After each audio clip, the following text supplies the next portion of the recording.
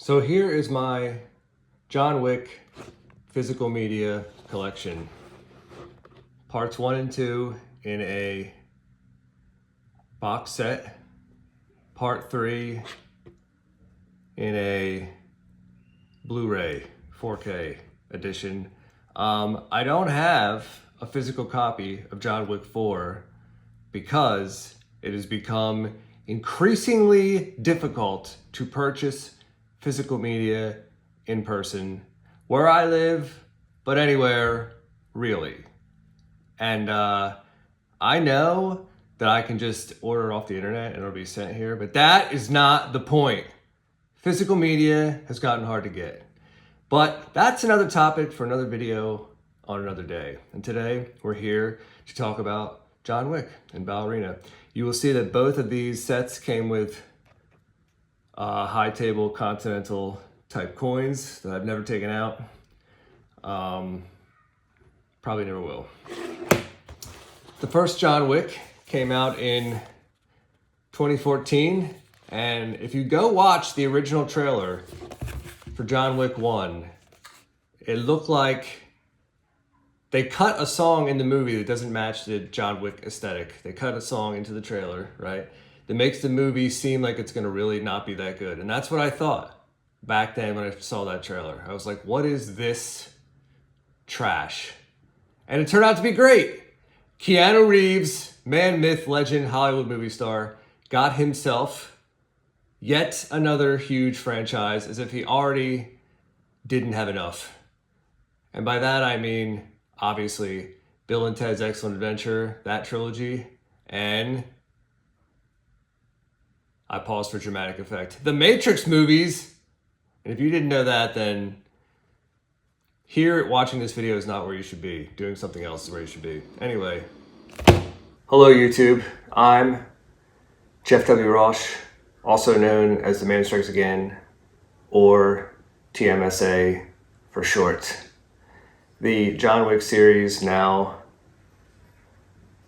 5 movies deep, including Ballerina and 1 spin-off series, The Continental. And the quality is a straight through line across the entire thing. When John Wick came out back in 2014, I don't think anyone expected it to be a hit on the level that it was. Keanu Reeves, of course, has a lot to do with that, but also the grounded, realistic aesthetic of the film. The long, steady cam shots, and it's just very quality choreography all the way out, all the way through. And also the mythology of the high table, the council, the continental, and the world that John Wick lives in has remained consistent all the way the entire time, especially because it's the same team behind each film. It's Keanu Reeves, but then it's also Chad Stahelski, who was Keanu's stunt coordinator on the Matrix trilogy. And having the same team work on the series the entire time makes a big, big difference. And there are certain other franchises that could learn a lesson from this situation. Ahem. Ahem. Ahem. Ahem. I went into Ballerina with gleeful enthusiasm. I was not disappointed. She killed the entire time, huh? It turned out to be a great movie. So here's me at the movie theater. I'm here at the Regal Edwards, Regal Edwards, Regal, something like that. I think it's Regal Edwards Camarillo Theater, Camarillo, California, to see Ballerina, a spin-off of the John Wick franchise. The movie has been out for 3 weekends as of now, I believe. It's not on their marquee anymore. There's no poster inside. And I don't think it has done anything better than so-so box office, as far as I know. However, it's frigging John Wick, okay? Keanu Reeves, John Wick. And John Wick is four flawless movies deep into a series, a franchise. And they ain't missed a beat so far. Will they be able to continue that streak? Hopefully they will. At the end of the last John Wick movie, John Wick defeated the guy and got freed from the high table, right? If I remember right. And then he just slumped over and died. And it was really kind of ambiguous, which I did on purpose, but I didn't like that. I wanted it to be definitive, and it was not. It was, but it wasn't. I guess that was the point. Ballerina is the second spin-off of the John Wick franchise. It takes place in between the third and fourth movies. At the end of John Wick 3, John Wick is on the run from the high table, and all the other assassins are out to get him. And that's where this story picks up.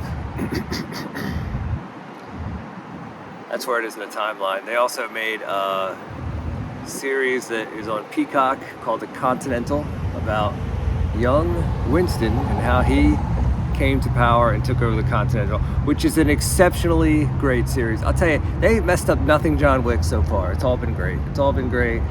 As they say, 10 out of 10, no notes. That's pretty much how I feel, except for the ending of the fourth movie. But other than that, and speaking of endings, all the way back when John Wick 2 came out, and it ended the way it did, with him on the run and the entire assassin network turning on him for the first time after he killed Homeboy on continental grounds, right? I thought that was setting up a trilogy in a very Empire Strikes Back-like fashion, where the third movie was going to be about John Wick going all the way to the top of the high table and murdering everyone, and that's how he was going to finally become free, by getting rid of the whole society completely. And that was 2 sequels ago. And if you follow John Wick up until now, then you are well aware that that is completely wrong. But it being completely wrong is actually a huge win for this franchise, because that means the series is not that predictable. I couldn't just guess what would happen from movie to movie, and I like that. I like all the mystery. I like all the vague references to people we don't ever see who secretly run the world. But I think that's the charm of the John Wick series, other than Keanu kicking ass and taking names. Actually, he's not taking names because everybody's dead. But you know what I mean. I think we, the collective audience, really likes that element of the Wickster. And Keanu Reeves is pushing 60. Maybe he's over 60, I don't know. And still doing this, and doing it well. And that's really something. He's like freaking immortal. Him and Tom Cruise. Tom Cruise is over 60 out hanging off airplanes. For your movie-going pleasure. Anyway, Ballerina, fifth theatrical release movie in the John Wick franchise. First spinoff, starring beautiful young, I don't know if I can say her name right, Ana de Armas. She's in something else, like Knives Out or something. I can't remember, but hopefully this movie lives up to the series so far. As far as I can tell, they don't use this box office anymore at all. This is an actual, literal box office I'm in front of right here. You see, there's a speaker and a little hole in plexiglass where you slide your money through there. This is how we did it, kids. You had to actually walk up before the movie starts. You had to say, I want a ticket to this movie. And there was a long line if it was a big movie. That's how it was back in my day, kids. The grandpa strikes again. Back in my day, that's how we did it. No app, no phone, no Apple Pay, no digital, nothing. You had to show up. I don't know why I'm yelling like that. Broad daylight outside the movie theater. And so that's what it was like. And I know that at least as recently to Star Wars Episode 1, which was 26 years ago, right? Yeah. People waited outside and slept in front of the theater for like 48, or who knows how long, maybe a week up to the release of that movie. Because that's the way it was back then. Listen, this Superman movie, which will be the next thing to go see, July 11th, which is like a little over 2 weeks from now, has got to hit. It's got to hit very hard. It can't just be a success. It can't just make money. It's got to be like $1 billion zeitgeist blockbuster event situation, because that is the only way to justify all of the nonsense that has gone on behind the scenes, going back, I'm going to say 15 years at this point, right? And if you follow these things, you know what I'm talking about. All the way back to Man of Steel, right? It's just been a long, dramatic, unsteady road. But, you know, in James Gunn we trust, right? James Gunn is a incredibly talented filmmaker. And from Guardians on, he's done nothing but quality work. So, let's hope this gets us where we need to be. Let's talk about this third Tron movie coming out. Tron is an 80s classic, super innovative special effects, high concept movie starring a young Jeff Bridges. I think I was a small child when it came out. I don't honestly remember it coming out as a kid. I think it was like early 80s, right? But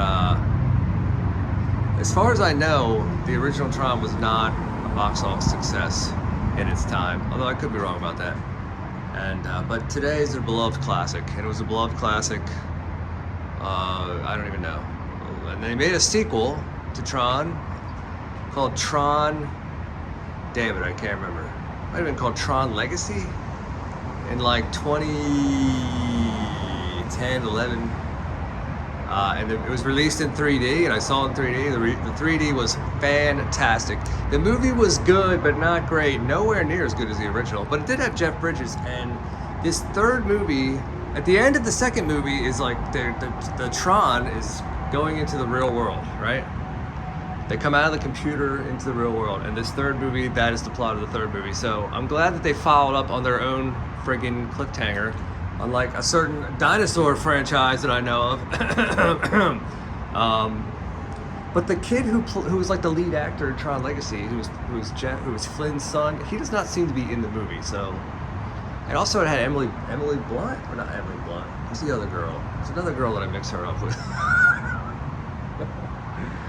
Oh, who's that other girl? Well, they're both really hot. Anyway, the point is, the girl who's in Tron Legacy, who comes out of the Tron universe into the real world on the motorcycle at the end, that actress does not seem to be returning. Instead, we got Jared Leto, and I don't know who else. But even though Flynn died in Tron 2, right? There's some Jeff Bridges audio in the trailer for this Tron Ares where he says, "No going back. I hope you're ready. There's no going back." That was a terrible Jeff Bridges, and look, they put "no going back" on the poster, so you know that's obvious good marketing right there. So again, let's hope this is. Does anybody really care that Tron 3 is coming out? I'll go see it and I will enjoy it. But I wasn't thinking about it. Was anybody? Tell me. Tell me if you were. Tell me if you've been waiting for this to happen.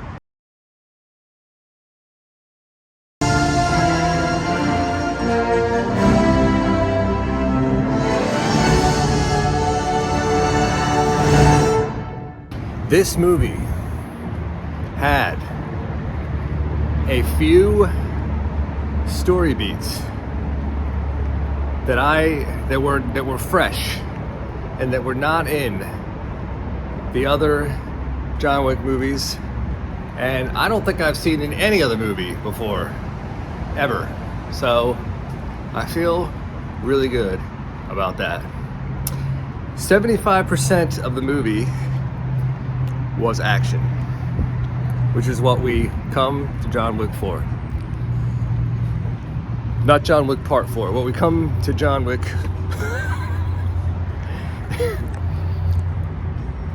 this John Wick franchise entry was 75% action and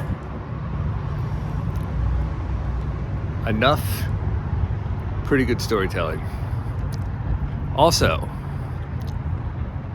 the Keanu Reeves element, John Wick's appearance in the movie, was substantially more than a cash grab cameo. So I feel really good about that. The John Wick universe is a very rich place. This movie expanded it a lot more. I don't think I could say too much more about it than that without spoiler territory, which we're not going to do. But if you're a fan of the John Wick franchise, especially if you've seen the 4 main movies, but also if you've seen the Continental, whatever you've seen, then you need to see this movie, okay? So do that with your life. I'm Jeff W. Roche. Thank you for joining me today.